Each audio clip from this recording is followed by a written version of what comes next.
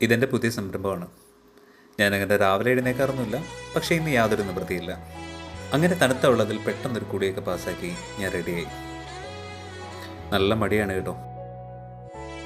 ലൈഫിൽ അങ്ങനെ കൺഫ്യൂഷൻസ് ഒന്നും ഇല്ലെങ്കിലും പക്ഷേ ഞാനിവിടെ വരുമ്പം എന്നും കൺഫ്യൂസ്ഡ് ആവും. ഇതിലേത് കെട്ടിക്കൊണ്ട് പോകും? ഇവനെ തന്നെ എടുത്തേക്കാം. ഇതാണ് എൻ്റെ 1970s സീക്കോ 61396040.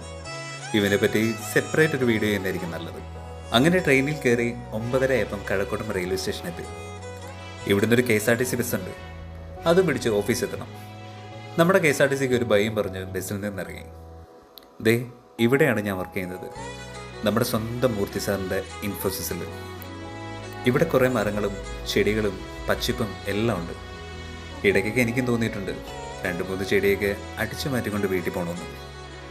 അത്രയ്ക്ക് അടിപൊളിയാണ് ഇൻസൈഡ് ദി ക്യാമ്പസ്. എന്നെയും കാത്തുനിന്ന ലിഫ്റ്റിൽ ഞാൻ കയറി. 7ാമത്തെ നിലയിലാണ് എൻ്റെ യൂണിറ്റ്.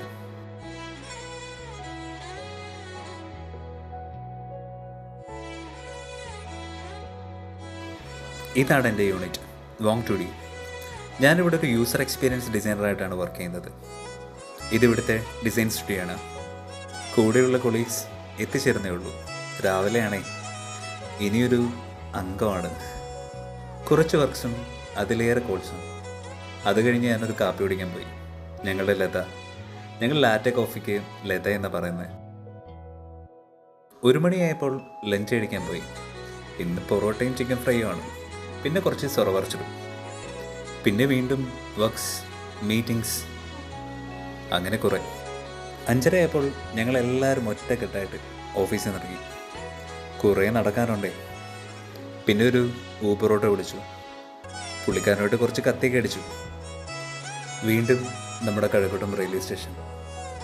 ഞാനെന്നും വഞ്ചിനാടനാണ് പോകുന്നതും വരുന്നതും. ചില സമയങ്ങളിൽ അത്യാവശ്യം നല്ല തിരക്ക് കാണും. ഇതാണ് നമ്മുടെ ചെക്കൻ, വഞ്ചിനാട്. അധികം വയ്യാതെ തന്നെ സീറ്റ് കിട്ടി. അതേ ട്രെയിൻ, അതേ സ്ഥലം, പല പല മുഖങ്ങൾ. ചിലപ്പോഴൊക്കെ ട്രെയിൻ യാത്ര ഭയങ്കര ബോറിങ്ങാണ്. നമ്മുടെ കൊല്ലം എത്തി. ഒന്ന് ചവിട്ടി വിട്ടൂടെ? അടുത്ത സ്റ്റേഷനിലാണ് ഞാൻ ഇറങ്ങുന്നത്, ശാസ്താംകോട്ട. തരക്കേടില്ലാത്ത തിരക്കുണ്ട്. ഓവർബ്രിഡ്ജ് കയറി നമ്മുടെ ചെക്കന് ഇന്നത്തെ ബൈ പറഞ്ഞു. ദൂരെ നിന്ന് മെമു ആണെന്ന് തോന്നുന്നു, ഇങ്ങോട്ടേക്ക് വരുന്നുണ്ട്. ഇനി ബൈക്കിൽ കയറി എൻ്റെ വീട്ടിലേക്ക്. 8:30 കഴിഞ്ഞപ്പോൾ ഞാൻ വീട്ടിലെത്തി. ഞാൻ 2 സ്ത്രീജനങ്ങളുടെ കൂടെയാണ് കഴിയുന്നത്, അനിയത്തിയും അമ്മയും. അനിയത്തിയാണത്. ലൈഫിൽ ആദ്യമായിട്ട് വാങ്ങിയൊരു ചെടിയാണ്. അതുകൊണ്ട് എനിക്ക് പ്രത്യേക സ്നേഹം ഉണ്ടെന്ന് കൂട്ടിക്കാം. എന്നും ഞാൻ കുറച്ച് വെള്ളം ഒഴിക്കാറുണ്ട്. കുറച്ച് മതിയെന്ന് പറഞ്ഞിട്ടുണ്ട്. നല്ല ടയർഡാണ്. ഇനിയൊരു കുടി പാസ്സാക്കണം, വീട്ടിലുള്ളത് എന്തെങ്കിലും കഴിക്കണം, പിന്നെ ഒന്ന് കിടന്നുറങ്ങണം.